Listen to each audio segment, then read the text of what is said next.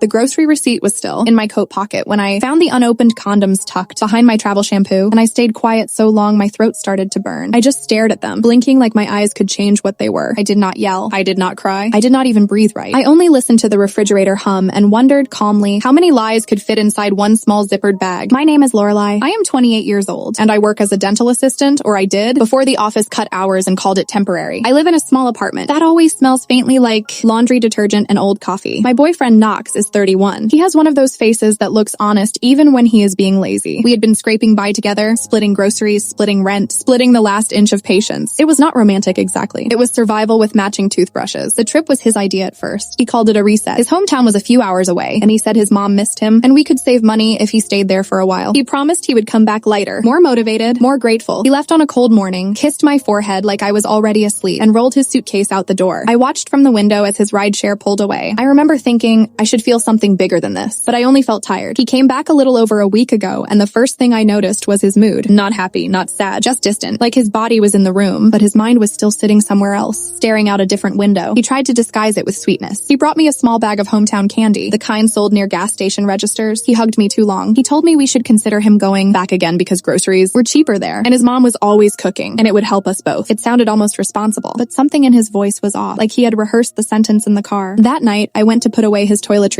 It was a normal girlfriend thing, the kind of invisible labor nobody thanks you for. I unzipped the bag to toss it under the sink, and there they were. 2 condoms, a commercial brand, bright packaging, nothing like the generic ones we had used before, the ones tossed into a drawer and forgotten until we panicked. For a moment, I felt embarrassed, like I had invaded his privacy. Then the embarrassment turned into something colder, something sharp, because Knox and I did not use that brand. We had never bought it, and there was no reason for it to be in his bag unless he had planned for a moment where it might be needed. I sat down on the bathroom floor. The tiles were freezing. I stared at the condoms like they were evidence from a crime show. My brain started trying to protect me. Maybe they were old. Maybe someone gave them to him. Maybe he packed them by accident. Then I remembered his mood, the longing in his eyes when he talked about going back, the way he watched his phone like it might ring with a life he missed. I walked out with the condoms in my hand and held them up like a question. I was afraid to ask. Knox looked up from the couch mid-scroll. His eyes flicked to my hand, and something flashed across his face too quickly to name. "What's that?" he asked, like he did not know. "Found them in your bag," I said, and my voice shocked me. Calm, too calm. He blinked. "Oh, those." "Yeah," I said. "Those." He sat up, rubbing his palms on his jeans. "Don't start." I nodded once, slow. "Then explain." He sighed like I had asked him to do a chore. "They were free. At the public clinic. They just have bowls of them." The lie landed wrong. Not because it was impossible, because it came too fast, too smooth, like a card he had ready. I held his gaze and said, "Which clinic?" He named one without hesitation. I smiled at him. Not sweet, not angry. Something in between. "Okay." That word, okay, changed the entire room. He relaxed. I saw it happen. His shoulders dropped like he had won, like he had trained me to accept less. That night, I waited until he fell asleep. His breathing got heavy. His phone lit up once and he rolled over, face down on it, protective even in sleep. I went to the kitchen, opened my laptop, and called the clinic. A tired receptionist answered. I asked gently, like a polite stranger, "Do you give out condoms? Specifically, do you ever hand out that brand?" There was a pause, then a small laugh that sounded like disbelief. "No, we only distribute the unbranded government packs." I thanked her and hung up. My hands were shaking when I closed the laptop. I could have confronted him right then. I could have woken him up, thrown the condoms at his face, demanded the truth, but I did not. I sat at the table in the dark and let my silence become a plan. The next morning I made coffee. I asked him how his mom was doing. I asked him if he slept okay. I kissed his cheek like everything was normal, and I watched him accept it like he deserved it. Later, when we were folding laundry together, I brought it up again. "I called the clinic," I said, casual, like I was talking about the weather. His hands froze over a towel. "Why would you do that?" "Because I wanted to believe you," I said softly. "They don't carry that brand." For a second, his face went blank, like a screen with no signal. Then he scoffed too loud. "That's crazy. Maybe it was a different place." "You told me the name," I said. His eyes darted away. He swallowed. Then he tried to laugh, and it sounded thin. "Fine, it wasn't the clinic." I waited. I let the silence pull the words out of him. He scratched the back of his neck. "My little brother gave them to me." I stared. "Your brother?" "Yeah," he said quickly, nodding like speed could turn nonsense into fact. "He found them, or someone gave them to him, and he handed them to me. Like as a joke. He was being stupid." I felt something hot rise in my chest, but I kept my face still. "Your brother is what, 15? Knox shrugged. "Around that. Your 15-year-old brother handed you condoms and told you to use them." I repeated, slow. He snapped. "Why are you making it weird?" "He's a kid. Kids do dumb stuff." I tilted my head. "And you packed them in your travel bag, not threw them away, not left them at your mom's. You brought them back here." He opened his mouth, then closed it, then tried again. "I forgot they were in there." I nodded. "Okay, that word again." "Okay." But inside, I felt humiliated, not because of the condoms, because he thought I would swallow that story, because he thought my need for stability would make me quiet. For the next few days, I watched him like a stranger in my home. I noticed the way he showered with his phone on the counter like he was guarding it, the way he angled the screen away from me, the way he smiled at texts and then looked guilty when I walked into the room. Every part of me wanted to scream. Yet another part of me, the part that had been poor for too long and underestimated for even longer, whispered, "Stay calm. Let him get comfortable. Let him make mistakes." So I did. I started collecting small truths points the way other people collect spare change. A screenshot of a message preview that popped up on his lock screen. A timestamp from his rideshare. History when he asked me to order him a car and handed me his phone without thinking. A little clue here, another there. Then came the first micro twist. One afternoon, Knox offered to run to the store for groceries. He held up my old grocery list and smiled like a hero. See, I'm trying. When he came back, he unloaded the bags fast. Too fast. And he crumpled the receipt and shoved it into his pocket like it was nothing. That night, while he slept, I did something I never imagined I would do. I checked his jeans before I washed them. The receipt was still there. I smoothed it out on the table and read it like scripture. There were items we did not need. A travel-size mouthwash, a cheap pack of mints, and a single bottle of feminine wash. Not the kind I use, not the scent I buy, and there was also a charger cord, the exact kind Knox already owned 3 of. My stomach sank, not because any one item proved cheating, but because it proved secret behavior. It proved a second life, made of tiny purchases meant for someone else. I put the receipt back. I folded his jeans and left them where they belonged. The next day, Knox told me he was thinking about going back to his hometown again soon. Just for a bit, he said, "It's cheaper. I can help my mom. We can breathe." I looked at him and felt my own silence harden into something unbreakable. "Okay," I said, and he smiled like he had won again. That was the second micro twist, because my plan changed the moment he said that. I was not going to wait until he left to find the truth. I was going to build a trap so gentle he would walk into it willingly. I started with one small question. "Who did you stay with the last night before you came back?" I asked, stirring spaghetti sauce, acting casual. "My mom," he said immediately. I did not argue. I did not accuse. I only nodded and asked, "What did you eat?" He paused. "Chicken, rice,